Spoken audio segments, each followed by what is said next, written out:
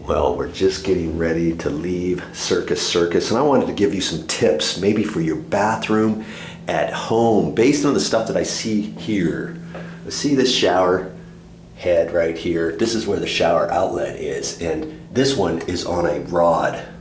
See here? And you can slide this up or down by undoing this here and sliding the head down, and then the head pops off this, and you can use it that way, and that swivels up and down like that.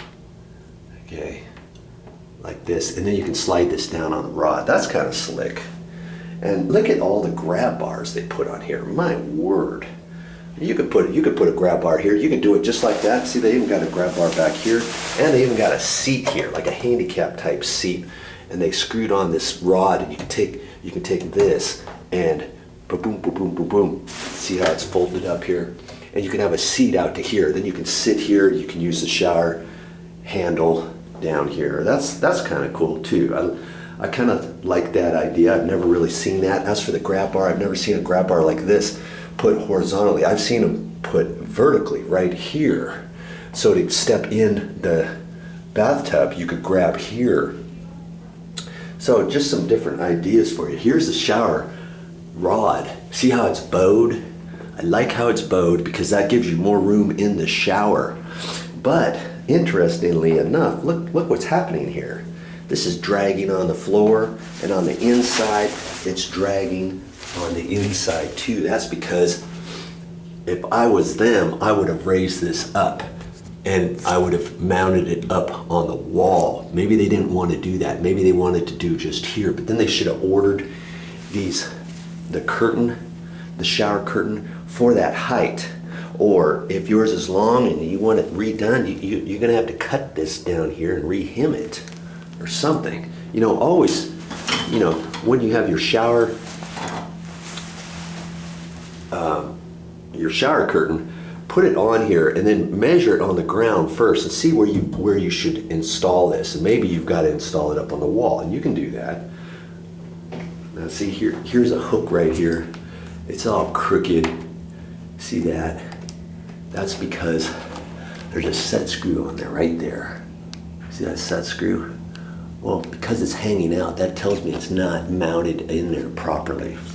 So you got a set screw like that. If it's loose, before you try to tighten it, take this and reposition it so that you can put that set screw up there further. Okay. Now here's some grab bars over here by the toilet. This is a handicap style toilet. Now at your house, if you don't have a handicap style toilet, you don't have to, but you could still put some grab bars if you need some assistance to get on the toilet. That's fine. Okay, now on the door, you see the door bumper? See how it's kind of angled down and it looks like it's been sprung.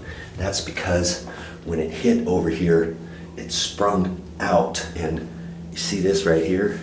It's a ding, an impression on the wall from where the doorknob has been hitting this, because when somebody pushes the door open fast enough, because this is angling down at an angle, it kind of folds like that, and then the handle pushes right into the wall. That's a no-no. Okay, so check your bumpers, your door bumper springs. Here's a piece of tile that's loose.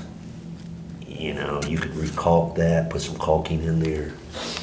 And I noticed the sink was plugged up. It doesn't run very fast, and you can fix that with the zip it that I showed you before. If you've been watching my videos, my plumbing videos, I show you very quickly how to undo a clogged sink. Okay, well, that's about it. I just wanted to kind of show you a couple different things in the bathroom. Now here's one more thing I noticed. When you lock this door, it should be locked, right? You take the handle and turn it, and it still unlocks, and this is stiff. It's not supposed to do that. That's not very nice. You think you've got a bathroom door locked and somebody walks in on you. Okay, so if you have something like that, you have this style handle, there's a little button that you depress right there. This top piece pops off, And then this escutcheon trim comes off. You just have to find where it unsnaps, that pulls out, and there's some set screws, some mounting screws. You can take those off, and then you can readjust this. However, spray some silicone spray in there. See why you're getting that problem with it not locking.